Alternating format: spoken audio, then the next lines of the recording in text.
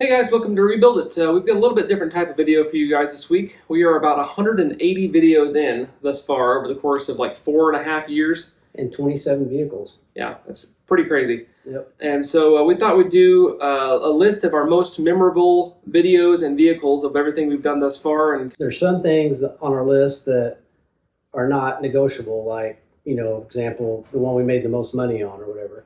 But a lot of the ones that we've done, Andy and I haven't talked about. We know of the heading, the best blank, and we've come up with our own ideas, and we're going to talk about them on here. We might have different ideas and just kind of talk about some of the fun stuff or the stuff we didn't like or whatever through however many years we've been doing this. So we'll start with the best video. best performing video. Yeah. So that is the one that has had the most views of any video we've done on any car or on any episode. And which was that? So we did the seat swap of the Jeep Wranglers back when we had the two gray Jeep Wranglers. And at the time of shooting this video, that video is at 42,550 views, which for us is a lot. So A lot. And we never thought that thing would amount to anything, but it's entitled How to Reupholster Your Seats. And so it's got a lot of how-to people in there just wanting to know how to reupholster anything, not have anything to do with the Jeep necessarily. But so we just took the two different seat materials, one black cloth and one saddle leather, and just swapped the materials between the two seats, and that's pretty much the whole video. The second heading is the worst video that we've ever shot, that has the least views, that it was like a total dud. Everybody hated it, which was, it makes sense what this video was. It was on the worst project as far as, viewership. It was the GMC Terrain. We called it the Terrain Wreck. It had the best title, though. Yeah. So at the time of filming this, it was at 81 views. So it wasn't even worth the film it was printed on if there would have been film. It wasn't worth the digital film it was shot on. Just a video that no one watched. Yeah.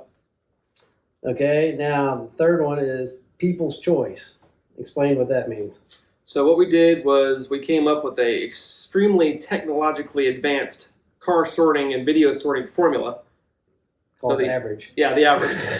So basically what we did was we took the total amount of views and divided it by the amount of videos that we shot. And so like normally we would shoot, anywhere from 8 to 12 videos on a specific project.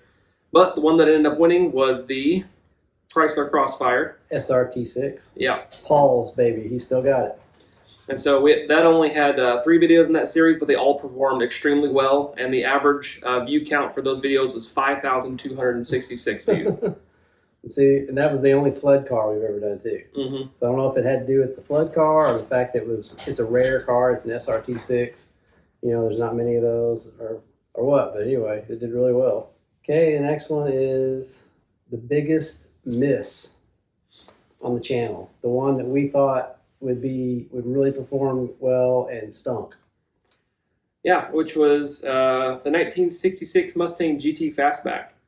So for those of you who are in the middle of watching that series now, we actually filmed that about 4 years ago, back when we had like 100 subscribers or something. Mm-hmm. And we expected it to do super, super well on the channel, and it did horribly. But, we had 100 subscribers, so, that's kind of... Yeah. And if you looked at the original videos when we shot it, it was terrible. Like, I didn't know how to do anything in front of a camera or how to set up a camera or do anything, and you didn't know how to edit very well, and so you put those two together, and it was like... So if you're going back and rewatching that series now, every video that you watch is like 2 or 3 videos back then combined into one, and it's still slow and hard to watch. Back then it was like I would turn a nut and then it would be like 15 seconds of silence and then I wonder what to do now, and it was just big, long, boring videos. And most of it was sanding, and like, did a lot of sandblasting, like 4 or 5 videos of just sandblasting for 30 minutes. But anyway, so now even we're going back and we're re-releasing these after they've been remastered and after they've been re-edited and all that kind of stuff, and still have not gotten that great a viewership on those videos. So 66 Mustang has been a disappointment as far as YouTube is concerned. Okay, next heading is the easiest project. What was the easiest one we ever done? Now this is one that several of them that we're coming up with are our opinions. So I don't know what he's going to say. He didn't know what I'm going to say. So what do you think is the easiest project? So the easiest one thus far, I think, is the Eclipse. Yep, that's what I said too. So you got it for $400, and then you basically, it didn't have a key. That was the reason it was so cheap. And it was a theft car. Yeah. And like there wasn't even there was like one fender or something that had a dent in it. Yeah. And took then that one fender off, knocked the dent out, resprayed it, put it back on. It had a leak on the convertible top. the hydraulic leak. You got that fixed. Fixed that. We bought the parts to repair it. I got it at a pick and pull here in Springfield. Yeah. And so it was like I think we did 2 videos on it. It was like the shortest series we've ever done, and then it was over with.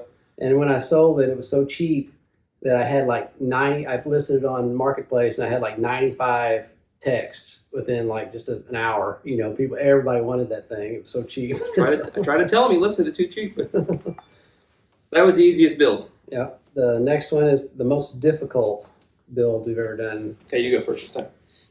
For sure, the most difficult for me was the coupe, the Solstice Coupe 2009 Solstice Coupe. That thing was hit super hard. It's hit on 2 sides.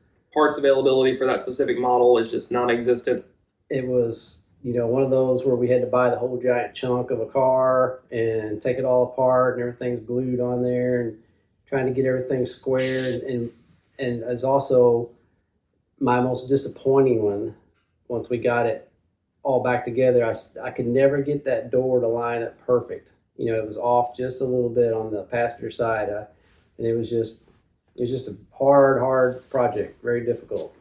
I also had Solstice Coupe for every reason he said. No, you did. Yeah. Yeah. Well, we agree so far. All right, so this one, well, I'm sure will differ.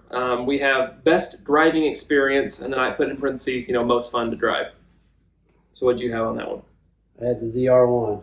I'll never have another chance to drive anything of that caliber, unless I have a long-lost rich uncle that dies and leaves me $1 million that I can spend on a car.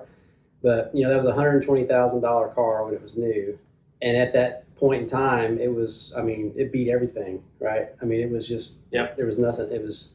It had technology that had never been, it had no lift shift for a manual car, which had I don't know any other cars that had that. It had carbon fiber everywhere. The thing was so wide. It had carbon ceramic brakes. It had this gigantic blower. It was just launch control, all the technological stuff. The window in the hood.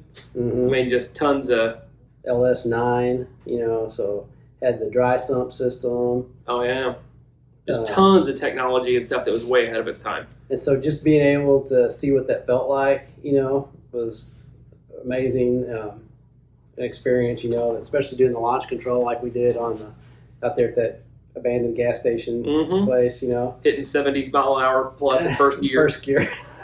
Because I was too scared to shift. All right, so what was your best driving experience?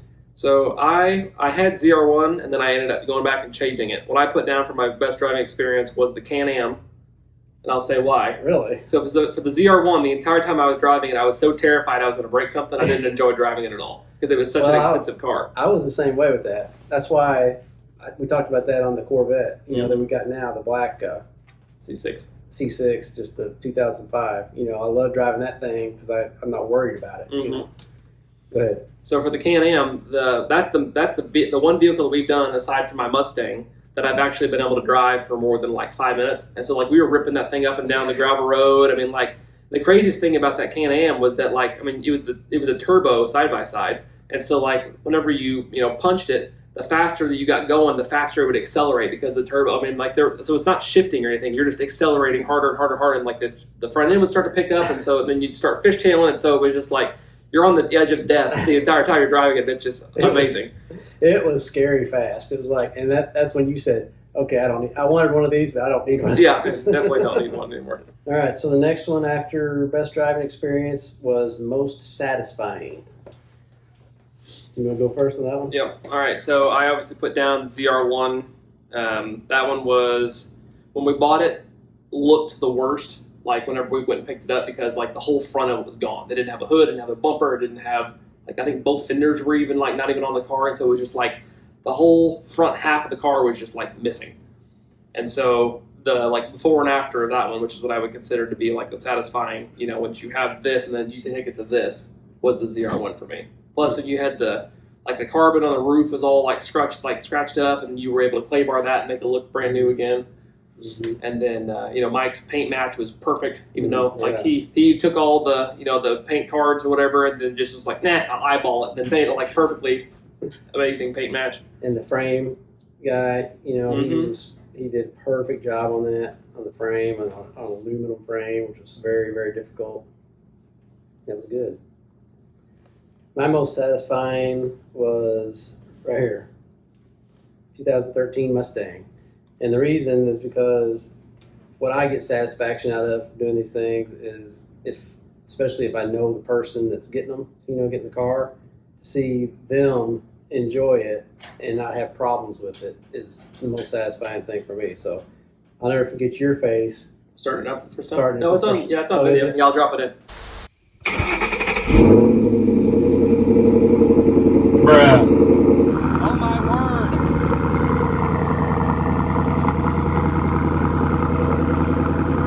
That thing sounds dirty. That Borla exhaust, it was, I mean, you've heard it a million times on this channel, but man, as a matter of fact, it's on the opening. Yeah, the startup sound you hear in every intro is this car. Yeah. And so seeing him, his face when that thing started up was awesome. It was like when you got your first car, that green Mustang in Illinois that time. But he's enjoyed it a bunch, and he goes to car shows all the time with it, and he loves it. And so that to me is the most satisfying thing about doing any of this stuff, And so I've got to see that lots on Paul's Jeep, and he drives that all the time. And my daughter's little Jeep Renegade, and my other daughter's Mustang, and just all sorts of. All right, so the next one is the best bang for the buck. This category I took from the monetary profit perspective, and I put the Eclipse down. So best bang for the buck, we got the car for $400 and literally sold it for 9 times the initial investment. So that's why It I was put still that. $3,500. Right. And it got really good. I mean, it did pretty good on views. I think that was the first video that we had hit like 700 or 800 views in like 2 days. Like that was like the first one that like we uploaded it and we didn't think really much of it because I mean it's an Eclipse. Who cares? Yeah. And it was then because it said $425 or whatever. yeah, it was like the $400 convertible or whatever. Yeah. And then so yeah, and like the next day I woke up and we had triple the views we normally have, and I was like, why is everyone watching this thing? Yeah. Well, I went a different way on that heading, bang for the buck. Mine was like I thought that gave you like the most smiles per dollar. What was the cheapest thing that was the best driving and best experience for cheap. You know what I mean? Mm-hmm. And so I chose the Boxster.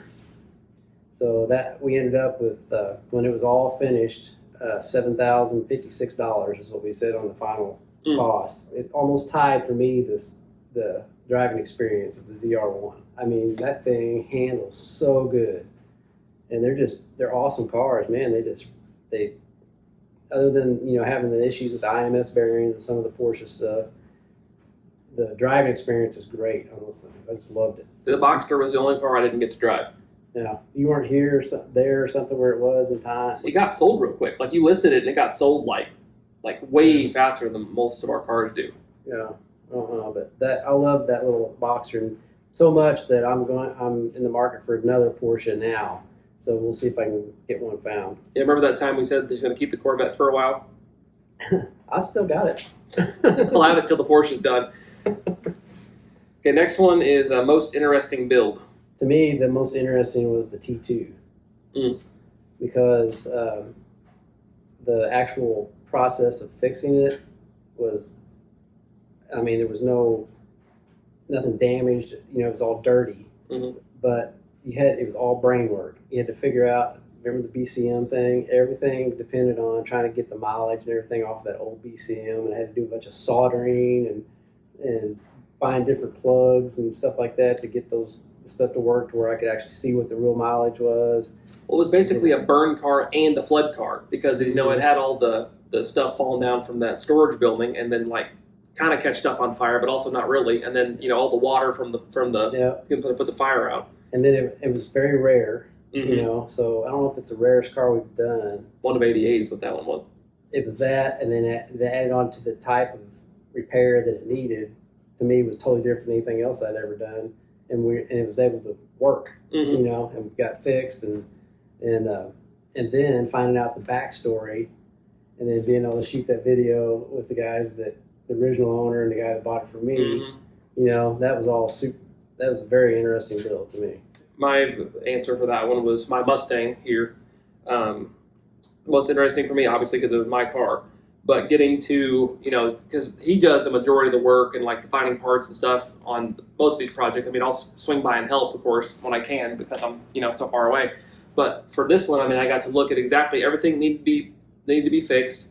I got to order all the parts. I mean, like we ordered all the parts and got them all in like in one, like a 2-hour period. Like I literally went and bought everything that we needed for this entire car in one to go. And so then, plus I also got to build it back exactly the way I wanted. I picked the exact grill I wanted, the exact bumper, fog lights, you know, everything that I wanted to make this car my own without having to just build it back to the, you know, stock I got to do. And then, you know, at the time of doing this car, but this was a bucket list car for me. This car came out the year I graduated high school. And so that was like a poster car. You know, this was the one that I wanted that, you know, a guy that was a couple years older than me had one of these, and so I just thought this was like the coolest thing ever. And so when I was able to actually get one, that was like, you know, check off the bucket list. I got to hit one of my dream cars. Yeah. Okay, the next one was the biggest winner, dollar-wise, biggest moneymaker. So this isn't something that, I mean, this is just a fact. Which, of course, was the T2 Solstice. Yep. I think we ended up, it cost us less than $9,000 to finish it, to buy it and finish it, everything. And we sold it for, I'm pretty sure it was 17. So that's, you know, an $8,000 profit, something like that. Mm-hmm. Plus it was I mean, as far as other ways to call it the biggest winner, it was the coolest story that we got to find out, all that kind of stuff. So, you know, when you have an $8,000, if that really was the profit, $8,000 on the T2, in comparison, the ZR1 we made like $2,000 or less on a $50-some thousand car. Mm-hmm. And that's the way it usually works on these things. You very rarely make very much profit. I mean, very small amount on any of them. And if it's, and then we're going to talk about this next one. Yeah. Next heading is the biggest dollar loser, which of course was the Solstice Coupe. Yeah. So that one, we ended up with almost $17,000 in it, with all the repairs and paint. You know, almost the whole thing had to be painted, and the whole thing was a nightmare from start to finish. We just should have never bought that car. Yeah, shouldn't. I might went way too high on the auction and didn't. You know, I'd done several Solstices before, so I thought I knew enough about how much it was going to cost, but it's just bad. And then I listed it for sale. I think for 12 different times. And it was listed probably a year. Mm-hmm. You know, on Marketplace. And there was one thing that we had waited on. It was like a brake module that was back ordered and couldn't find one for months and months and months. So it sat there forever, and finally got it listed, and sat there forever. Nobody would. But it was on eBay. It was on. Put it on like 3 or 4 forums. Put it in Facebook groups. Nobody would. I had one person look at it, even come look at it. I would always post it in all these all these Facebook groups or like that kind of stuff, and everybody comment, "Oh, great price," and then like apparently not great enough to buy it. So and I listed it for what I had in it. Yeah, like $17,000 and nothing, you know. And so I kept bringing it down. Finally, I sent it back to Copart, and I said, "Just sell it. I don't care. Sell it." And so I went through that twice. Yeah, didn't even sell that the first time. Went through a second time, and didn't sell the second time. And they contacted the high bidder and got him to come up, and I sold it for $7,000. So I lost $10,000 on that car. So I lost more on that one than I made on the biggest winner. And they were both solstices. Or is it solstice? Solstice, yeah. It's the plural of the solstice. Yeah. Anyway, so I'm glad there's not been any other ones like that. Next is Andy's favorite project of all. So my favorite project, and I've already talked about it, was obviously the ZR1. I mean, that's what I think that was the highest, most cool project that we've done on the channel thus far. It's probably the coolest one we're ever gonna do, because we're not gonna drop that much money into another car, at least not anytime soon, unless our channel starts really making money. But I mean, I had never seen one in person before then. I've only seen one other one in person since, and just an incredible opportunity and experience to be able to drive that thing, and has now given me a love for C6 Corvettes that I didn't have before. So, Well, mine, the next one is Mark's favorite, and you're not gonna believe this. I did not choose the ZR1. It was my favorite project ever. It is the 66 Mustang Fastback. 66 Mustang GT Fastback. the one that he complained about while he was working on it in every video. But when I look back at all the cars, that one is the one that is the most special, as far as, you don't see 66 Fastback GT Mustang GTs. I mean, hardly ever. You do see some ZR1s every once in a while. You see, all this stuff every once in a while. But that thing was just really cool. I had it all apart, had the interior all apart on it, did all sorts of stuff to it. So it's always interesting learning about these older cars and how they put them all together compared to the new ones. The only thing I didn't like about that one, I didn't like as far as looks and the interior and everything, is my favorite by far. But the actual driving of it, it shifted hard. It was real clunky in the shifting. The engine ran good, but it didn't. It just wasn't like I had it's not because it was so old. I had a '69 Corvette one time that ran perfect. I mean, it just drove perfect, shifted great, and all that. And this thing just shifted like an old piece of junk and drove and ran kind of rough. When you got done with it, it ran way better than when you got it. I mean, it ran horribly whenever you got it. Mm-hmm. Like almost would die. Trying to when he got up on the trailer, you said it died a whole bunch of times. But to have that one, if it was in as good a running condition as that Corvette was, that would have been by bar none the coolest car ever. Right. I love that thing. But that was it. That's all the different headings we had. So if you guys have any of those that were your favorites, of any of the ones that we mentioned, leave a comment down below and tell us what you thought of them. Or if you disagree with some of the stuff we said, let us know. We'd like to hear what you guys thought. Those of you that have been with our channel the whole time. Some of you guys have been with us the whole 5 years. So. And if there's any of the projects that we listed that you haven't seen the rebuild, go watch them. I mean, they're all listed in the playlist link on our YouTube channel. So thanks so much for watching. If you enjoy this video, make sure you give it a thumbs up down below, and make sure you subscribe so that next time we do a new project, we've actually got a new project coming out, hopefully in the next couple weeks, that you haven't seen anything about thus far. Yep. You'll get notified of it. And thanks for watching. Have a great day. See you next time. And always remember, don't retire it if you can rebuild it. Thanks so much, guys, for tuning in and watching this week's episode of Rebuild It. Make sure you subscribe so you don't miss out on any awesome content. Have a good one.